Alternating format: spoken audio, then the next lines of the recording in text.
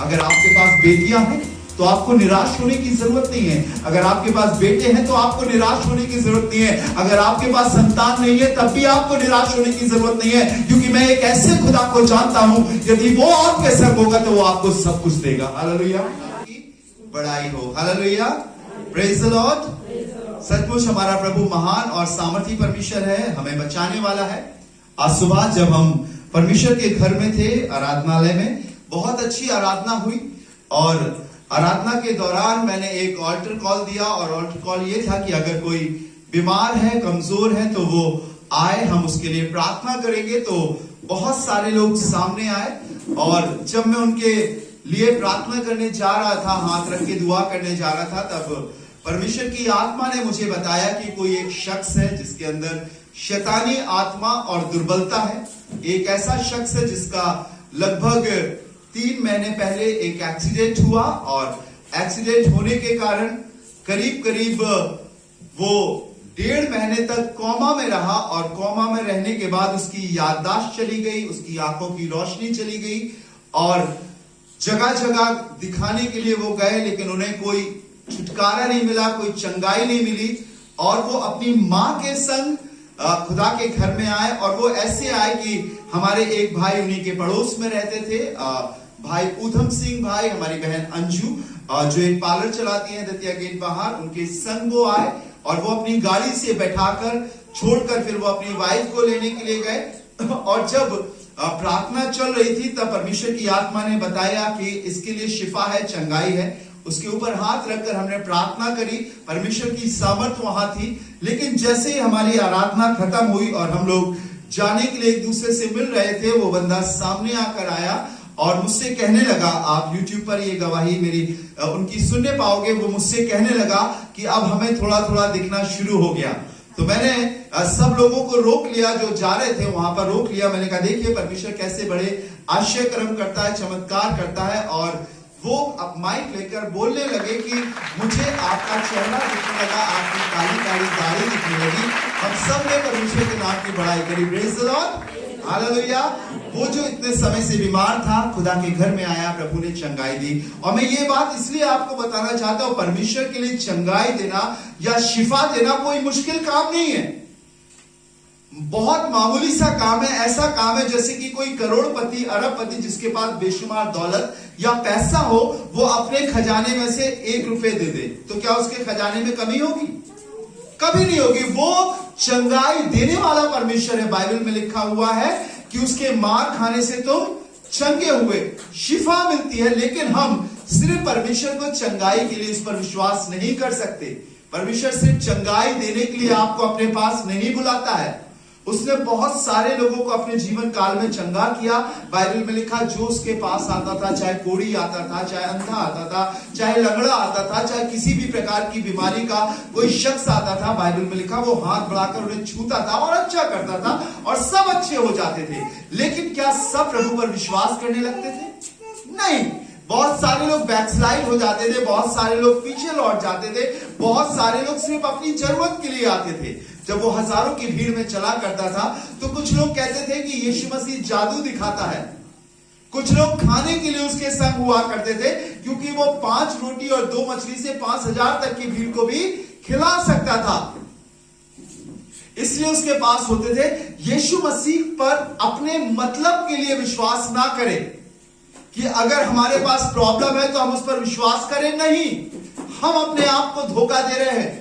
अगर हम यीशु मसीह पर इसलिए विश्वास कर रहे हैं कि वो हमें आशीष दे, हमें शैतान से बचाए, हमारी गरीबी दूर करे, हमारी बीमारी दूर करे, तो नहीं, हम धोखा खा जाएंगे।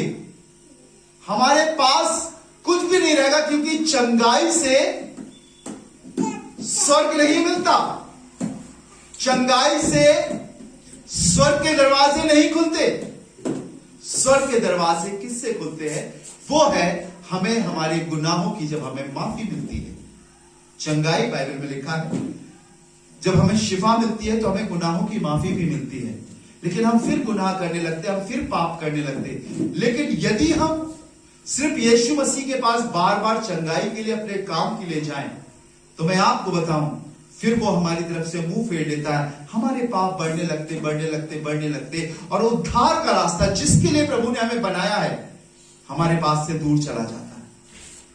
एक छोटी सी बात मैंने आज की सुबह अपनी कलीसिया में शेयर करी थी और मैं आपके बीच में भी शेयर करूंगा और विश्वास करता हूं प्रभु इसके द्वारा बरकत देगा। अगर आप बाइबल लाए हैं मुझे बड़ा अच्छा लगेगा, अगर आपके पास बाइबल नहीं है तो आप मुझे बताइएगा, मैं आपके लिए बाइबल का इंतजाम करूंगा और मैं चाहता हूं सबके पास बाइबल हो। Praise the Lord. अच्छा मुझे ये बताइए कितने लोगों के पास मोबाइल है, हाथ उठाइए। अच्छा किस किस के घर में मोबाइल है वो हाथ उठाइए, किसी ना किसी के पास, सबके पास ना 100%। अभी मुझे ये बताइए किस किस के पास बाइबल है। हाँ वेरी गुड। जिनके पास नहीं है और हिंदी पढ़ लेते हैं उनके घर में कोई, तो आप उससे मिलिए, मैं आपके लिए बाइबल का इंतजाम करूंगा, क्योंकि दुनिया की सबसे अच्छी किताब अगर कोई है तो वह है परमेश्वर का वचन बाइबल। और इससे अच्छी चीज कोई नहीं है जिसमें सत्य बातें खोलकर साफ साफ लिखी हुई हैं, जहां पर जैसा है एज इट इज वैसा ही लिखा है, जिसमें कोई लीपापोती नहीं की गई है। अगर लिखा है कि उसने चोरी करी तो उसमें लिखा है कि हाँ तुमने चोरी करी है, तुमने झूठ बोला है तो वहां लिखा है झूठ बोला। ये सत्य वचन है। अगर आप दुनिया की किताबें उठाएंगे तो उसमें लिखा है धर्मशास्त्र, लेकिन बाइबल को अगर उठाएंगे तो उसमें लिखा है पवित्र शास्त्र। क्या लिखा है? देखिए लिखा है कि नहीं, देखिए लिखा है ना पवित्र शास्त्र। क्यों? क्योंकि ये होली, ये पवित्र बाइबल है। ये वो वाली किताब नहीं है जिसे हम कहीं भी रख दे धूल चढ़ती रहे, पर ये ऐसी बाइबल है, एक ऐसा कलाम है जिसे हम पढ़ेंगे और विश्वास करेंगे तो हमारे जीवन में कार्यरत होगा। लिखा हुआ है यूहन्ना पहले अध्याय के 4 पद में, वचन में जीवन है। जब हम उसे ग्रहण करेंगे विश्वास के द्वारा, वो हमारे लिए काम करेगा और हमें शैतान से लड़ने की शक्ति और दुनिया में जीने का तरीका सिखाएगा। Praise the Lord. निकालिएगा मेरे संग इब्रानियों की पत्री, उसका 13वां अध्याय, हिब्रू चैप्टर 13, इब्रानियों की पत्री 13वां अध्याय और उसका 5वां पद। जिस किसी बहन भाई को मिलता है जोर से पढ़े कि परमेश्वर के वचन में क्या लिखा हुआ है। धीरे धीरे हम लोग पढ़ेंगे। जी हाँ पढ़े। तुम्हारा स्वभाव लोभ रहित हो। गौर से सुनिएगा, यहां पर एक चीज लिखी है, तुम्हारा स्वभाव कैसा हो? लोभ रहित हो। यू नो व्हाई लोभ किसे कहते हैं? जी जी बोलिए, बड़ा अच्छा लगेगा। आप मुझे सुनने नहीं आए हैं, आप परमेश्वर का वचन मैं भी सीख रहा हूं, मैं भी अपने आप में इस कलाम को अप्लाई कर रहा हूं, लागू कर रहा हूं। तो मुझे बहुत अच्छा लगेगा आप लोग बोले, बिल्कुल कस के मत बैठे, बिल्कुल ऐसे करके नहीं, रिलैक्स होके हम लोग जिंदा परमेश्वर की महिमा करें। डर कर परमेश्वर की आराधना नहीं होती, याद रखिए। खुशी से, आनंद से, आजादी से परमेश्वर की आराधना होती है। जी हाँ पढ़िएगा।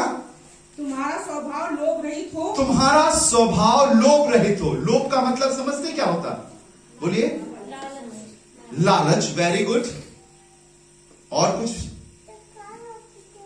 लोभ वो होता है हम अपने जहन में, मन में या दिल में किसी भी चीज के लिए बहुत ज्यादा लालच करें।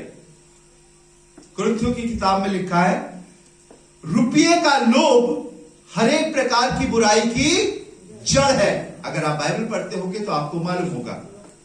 यह लोभ एक ऐसी चीज है जो हमारे लिए परमेश्वर की आशीषों के दरवाजे को बंद कर देती है। आप परमेश्वर की आशीष लेना चाहोगे कि लोभ? बताइए। आशीष। Very good. Praise the Lord. Hallelujah. हम परमेश्वर की आशीषों को चाहते हैं, लेकिन परमेश्वर ने इससे पहले कि वो हमें बरकतें दे, आशीषें दे, शिफायत दे हमारे जीवन में आए, उसने कहा है तुम्हारा स्वभाव, मेरे और आपका स्वभाव, मेरे और आपकी आदत कैसी होना चाहिए? लोभ रहित। एक छोटा सा उदाहरण दूं।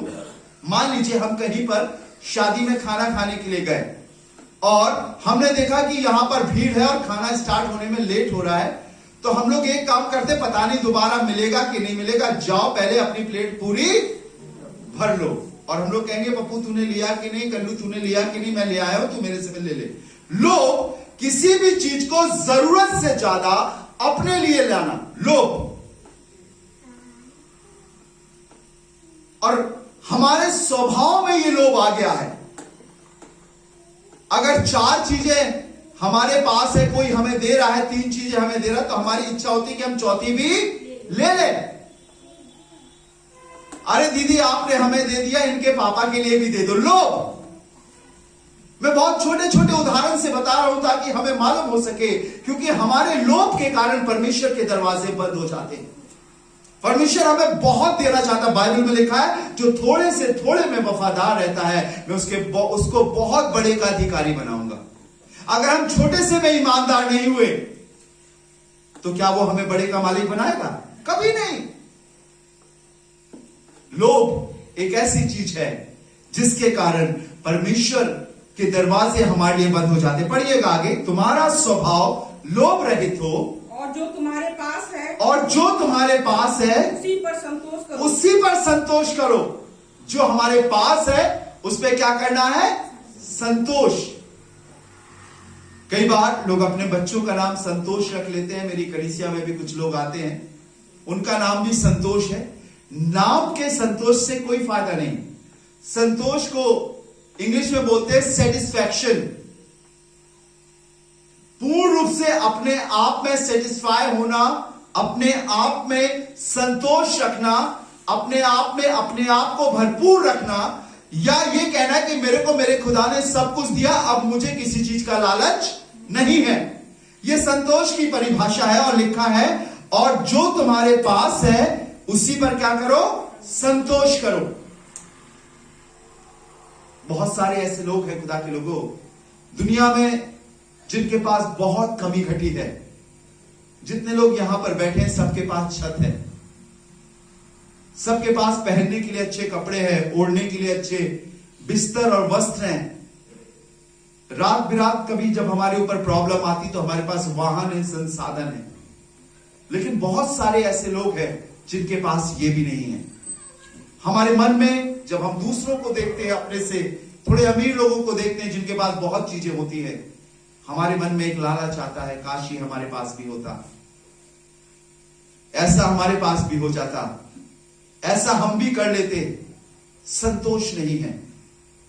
और जब ये असंतोष मनुष्य के जीवन में बढ़ने लगता तब वो गलत कदम उठाने लगता है, चोरी करने लगता है, झूठ बोलने लगता है, धोखा देने लगता है। मैं आपको बताऊंगा इसके बाद, अभी आयत खत्म नहीं हुई है। सबसे पहली बात स्वभाव लोभ रहित हो, और दूसरी बात जो हमारे पास है उस पर क्या करें? संतोष करें। एक जन को पूरा प्लेट भरकर खाना दे दो तब भी उसका पेट खाली रहेगा, और किसी को थोड़ी सी चटनी दे दो तब भी उसका पेट भर जाए। ये संतोष है। और अगर संतोष नहीं है आपके जीवन में तो मैं आपको बताऊं, सारी चीजें मिलने के बाद भी इंसान के जीवन में सुकून नहीं होगा, चैन नहीं होगा। रात तो होगी लेकिन नींद नहीं आएगी, सुबह तो होगी लेकिन बेचैनी बनी रहेगी, क्योंकि संतोष नहीं है। उसके मन में उतावलापन, जल्दबाजीपन, उसके मन में ऐसा होगा किसी ना किसी तरीके से उसके लिए और हो जाए। बाइबल में लिखा है थिस्सलुनीकियों की किताब में कि संतोष सहित भक्ति बड़ी कमाई है। जब हम संतोष होकर, संतुष्ट होकर जब मैं और आप परमेश्वर की महिमा करते हैं तो एक बहुत बड़ी भक्ति है, एक बहुत बड़ी कमाई है। जब मैं दूसरों की कार्य देखा करता था, दूसरों के संसाधन देखा करता था, तो मेरे दिल में भी ये इच्छा होती थी कि मेरे पास भी ऐसी चीजें हो। लेकिन मैंने खुदा से एक बात कही थी कि प्रभु मुझे ऐसा रखना कि मैं कभी किसी से कोई चीज मांग ना सकूं। मुझे देने वाला बनाना, मुझे मांगने वाला ना बनाना। और अगर मैं मांगू तो प्रभु सिर्फ तुझसे मांगू। Praise the Lord. और परमेश्वर ने मुझे हर एक उस चीज से नवाजा। ये बात मैं इसलिए बता रहा हूं परमेश्वर के लोगों, हम पैदाइशी बहुत अमीर और बहुत पैसे वाले नहीं, आप सभी भली भांति जानते हैं। जो कुछ आज हमारे पास है वो परमेश्वर की दया और उसके अनुग्रह से है। वो सिर्फ इसलिए है क्योंकि हमने उस बात पर संतोष किया और धीरे धीरे धीरे धीरे प्रभु में बढ़ते गए। Praise the Lord. अब पढ़िएगा भाभी, देखिए क्या लिखा हुआ है। तुम्हारा स्वभाव लोभ रहित हो, लोभ रहित हो, और जो तुम्हारे पास है हाँ, उसी पर संतोष करो। उसी पर संतोष करो। जब हम ये दो चीजें करेंगे तब देखिए प्रभु क्या करेगा। जी आगे पढ़े। क्योंकि उसने आप ही कहा है, क्योंकि उसने आप ही कहा है, उसने आप ही कहा, उससे किसी ने कहलवाया नहीं। Praise the Lord. भाभी प्रेज द लॉर्ड। भाभी प्रेज द लॉर्ड। अरे जोर से बोले भाभी प्रेज द लॉर्ड। मैं बुलवा रहा हूं तो भाभी बोल रही हैं प्रेज द लॉर्ड। लेकिन अगर मैं कुछ ना बोलूं, मेरी साइड देखिएगा, अगर मैं कुछ ना बोलूं भाभी नहीं बोली, भाभी प्रेज द लॉर्ड। अपने आप जो इंसान के अंदर से निकलता है, जिसे कोई जोर जबरदस्ती कहकर बुलवाता नहीं, आप ही अपने आप, प्रेज द लॉर्ड, जोर से बोलिए प्रेज द लॉर्ड, अपने आप बोलिए। हाँ, जब इंसान के अंदर से अपने आप ही निकलता। आप सुनिएगा, बात को आप पूरा समझेंगे, पढ़े जी। मैं तुझे कभी न हाँ, छोड़ूंगा, क्योंकि उसने मैं तुझे कभी न छोड़ूंगा। जी आगे पढ़िए, पहले से पढ़िए जहां पे छोड़ा था। क्योंकि उसने आप ही कहा है। Praise the Lord. क्या कोई परमेश्वर से कोई बातें कहलवा सकता है? कभी नहीं। उसने अपने आप ही इस बात को कहा है। और क्या कहा है? सुनिएगा, मैं तुझे कभी ना छोड़ूंगा और आगे और ना कभी त्यागूंगा। Praise the Lord, hallelujah. कितनी अच्छी बात है कि परमेश्वर ने अपने आप आपके लिए और मेरे लिए इस बात को कहा है, ना तो मैं तुझे छोड़ूंगा और ना मैं तुझे त्यागूंगा। हालेलुया। कब वो मेरे और आपको नहीं छोड़ेगा? कब वो मेरे और आपको नहीं त्यागेगा? मालूम आपको कब? जब हमारा स्वभाव लोभ रहित और संतुष्ट होगा। ठीक है ना? और अगर हमारे जीवन में लोभ होगा तो इसका मतलब परमेश्वर हमें छोड़ देगा और त्याग देगा। Praise the Lord.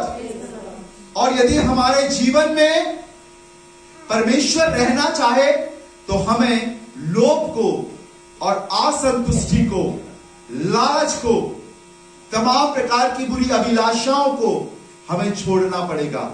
तब उसका ये कलाम मेरे और आपके जीवन में पूरा होगा। ना तो मैं तुम्हें छोड़ूंगा और ना मैं तुम्हें त्यागूंगा। ये मेरे और आपके लिए नहीं, ये दुनिया की सारी जातियों के लिए है।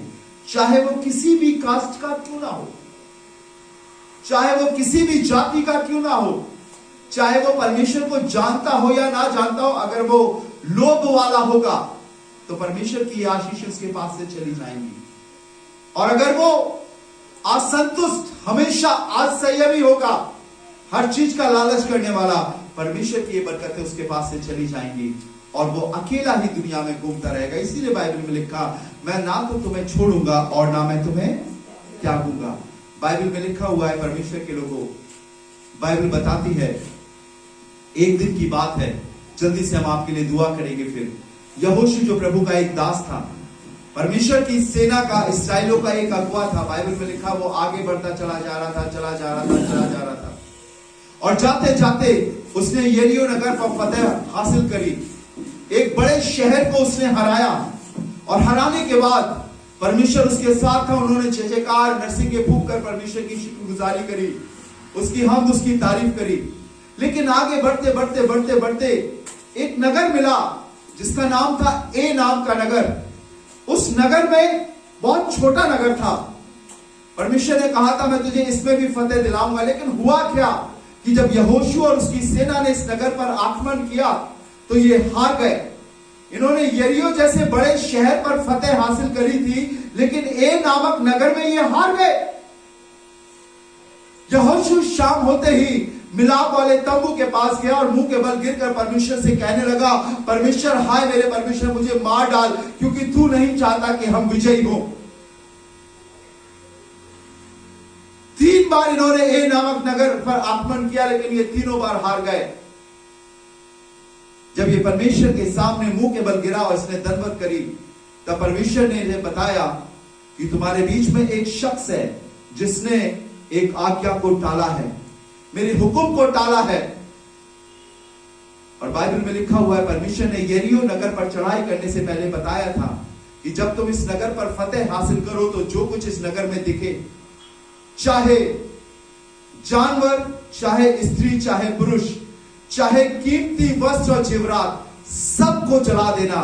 और ये जलाई हुई चीज परमेश्वर के लिए अर्पण की हुई चीज ठहरेगी, कुर्बान गाह ठहरेगी। तुम इसमें से कुछ भी ना लेना। तुम्हारी टीम में एक शख्स है जिसका नाम आकान है, और जिसने यरीहो नगर में जब वो फतेह दी थी, उसने कुछ कीमती चीजें अपने और अपने बच्चों के लिए छिपा ली है। और ये सत्य था।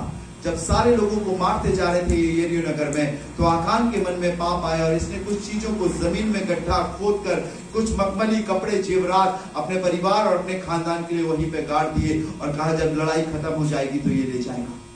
ये थे इनके हारने का कारण।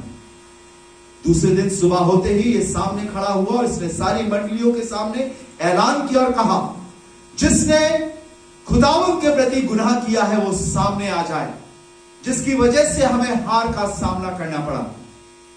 लिखा है आकान अपना पाप छिपा ना सका। मेरे पास वक्त नहीं है, न्यायों की किताब में ये घटना मिलती है, नहीं तो मैं आपको पढ़ाता। आकान अपना पाप छिपा ना सका और वो सामने आया और उसने किया, मैंने ये गुनाह किया है। और जैसा मूसा की व्यवस्था में ठहराया गया था कि अगर कोई परमेश्वर की आज्ञा को टालेगा तो उसे पत्थरों से मार डाला जाएगा, और यहोशू ने परमेश्वर की व्यवस्था अनुसार जो मूसा को दी गई थी ये हुक्म दिया कि इसे पत्थरों से मारा जाए। आकान तो मरा लेकिन उसका पूरा खानदान पत्थरों से मारा गया। इतने पत्थर मारे कि पत्थरों का ढेर लग गया। मालूम क्यों? क्योंकि उसके मन में लोभ आ गया था, उसे परमेश्वर पर विश्वास नहीं था। वो भूल गया था कि वो परमेश्वर मन्ना खिलाता था, वो भूल गया था कि परमेश्वर बटेरे खिलाया करता था, और उसने लालच में आकर, स्वार्थ में आकर, लोभी होकर उसने परमेश्वर की आज्ञा को टाला। और आज मैं और आप भी कई बार, मुझे और आपको नहीं मालूम कि ये खुदा का हुक्म है या खुदा का नियम है, मैं और आप भी उसे टाल देते हैं। और मेरे और आपके जीवन में परमेश्वर के लोगों में आपको बताना चाहता हूं, लोभ के कारण परमेश्वर मेरे और आपको छोड़ देता है। अगर बाइबल में लिखा है यदि मनुष्य सारे जगत को प्राप्त करे और अपने प्राणों की हानि उठाए तो उसे क्या लाभ? अगर आपको कहा जाए आपको कितना पैसा चाहिए, आप कहोगे 1 लाख, 2 लाख, 1 करोड़, 2 करोड़, 1 अरब, 2 अरब, जहां तक आपको गिनती आएगी आप लोगे। लेकिन आपसे कहा जाए कि ये पैसा लेने के बाद आपको तुरंत नरक में जाना, आपकी मृत्यु होनी है, तो क्या आपको इस पैसे से कोई फायदा है? नहीं। और आज सारी दुनिया सुबह से लेकर रात तक सिर्फ इसीलिए दौड़ रही है कि किसी तरीके से 1 नंबर से, 2 नंबर से, 3 नंबर से उसे पैसा मिल जाए, धोखे से, झूठ से, बुराई से, चोरी से मिल जाए। और बाइबल में लिखा है हर प्रकार का लोभ पाप है, हर प्रकार का लोभ पाप है, गुनाह है। और शायद हम इस बात को नहीं जानते और हम यही सोचते जा रहे हैं कि नहीं, लोगों ने तो पैसे का नाम भगवान रख दिया है। कौन सी देवी है? लक्ष्मी देवी। लक्ष्मी, हमारे घर से लक्ष्मी रूठ गई। मुझे कोई एक शख्स बताइए इस दुनिया में ढूंढकर, मैं आपका ऋणी हो जाऊंगा जीवन भर, जिसके पास पैसा हो और वो सुख से रह रहा हो। नहीं, बाइबल में लिखा है अपने लिए स्वर्ग में धन इकट्ठा करो, जहां ना चोर चुराते हैं और ना काई बिगाड़ती है। और परमेश्वर के कलाम के अनुसार मैं आपको बताना चाहता हूं, इसीलिए बाइबल में लिखा तुम्हारा स्वभाव लोभ रहित हो और जो कुछ तुम्हारे पास उस पर संतोष करो। जो प्रभु ने हमें दिया है वो बहुत इंपॉर्टेंट है। अगर आपके पास बेटियां हैं तो आपको निराश होने की जरूरत नहीं है। अगर आपके पास बेटे हैं तो आपको निराश होने की जरूरत नहीं है। अगर आपके पास संतान नहीं है तब भी आपको निराश होने की जरूरत नहीं है, क्योंकि मैं एक ऐसे खुदा को जानता हूं, यदि वो आपके संग होगा तो वो आपको सब कुछ देगा। Hallelujah, hallelujah. परमेश्वर के वचन में लिखा हुआ है एक औरत के विषय में कि वो हन्ना थी और उसकी सौत भी उसके संग रहा करती थी। पनिन्ना के तो बहुत सी औलादें थी, पर हन्ना के पास एक भी बेटा या एक भी पुत्री नहीं थी, क्योंकि बाइबल में लिखा है कि परमेश्वर ने हन्ना की गोद बंद कर रखी। एक दिन जब वो परमेश्वर के भवन में गई और देवड़ी के पास रो रही, बिलख रही थी, परमेश्वर के दास ने सोचा कि ये शायद शराब पी कर आई है, क्योंकि उसके होंठ हिल रहे थे, शब्द सुनाई नहीं दे रहे थे। और बाइबल में लिखा हुआ है वो तो कहने लगी मैं तो दुखियारी हूं, मैं किससे अपने बात कहूं। तब बाइबल में लिखा है परमेश्वर के कलाम में उसका पति एल्काना उससे मोहब्बत करता था और उससे कहता था क्या मैं तेरे लिए 10 बेटों से उत्तम नहीं हूं? हाँ, वो दयालु है, वो अनुग्रहकारी है, वो प्रेम करने वाला है। खुदा के लोगों, जो शब्द मैं आपसे बोल रहा हूं ये मेरे शब्द नहीं है। मैं एक मनुष्य हूं आपके समान, लेकिन मैं आपसे उस खुदा के कलाम को बोल रहा हूं जो सब कुछ कर सकता है। Hallelujah, hallelujah. जो हमें हर एक प्रकार के सुख से नवाज सकता है, इवन इसके कि जब आप अपना जीवन लोभ रहित बनाओ, संतुष्ट रहना सीखो, प्रार्थना करना सीखो, घुटनों पे आकर उसके संग बैठना सीखो, उपवास रखना सीखो, वो आपकी दुआ को सुनेगा। उसने हन्ना के घर में सैमुएल के जैसा बेटा दिया। सिर्फ सैमुएल ही नहीं, लेकिन उसे और भी संतानों से उसने नवाजा। ये सिर्फ इसलिए है क्योंकि बाइबल में लिखा है, मैं ना तो तुझे छोड़ूंगा और ना मैं तुझे त्यागूंगा। अगर कोई शख्स किसी को छोड़ देता है तो कहते हैं यार उसने तो हमें छोड़ दिया, मतलब ही था, वो अपना काम निकाला, उसने छोड़ दिया। लेकिन मैं एक ऐसे परमेश्वर की बात कर रहा हूं कि जो आपको कभी नहीं छोड़ेगा, जो जीवन भर आपके संग बना रहेगा, हर घड़ी आपके संग रहेगा। लेकिन आपको एक काम करना है, आपका स्वभाव लोभ रहित नहीं होना चाहिए। जो कुछ है उस पर संतुष्ट रहें, परमेश्वर से प्रार्थना करें। मांगना अच्छी बात है, लेकिन परमेश्वर से मांगे।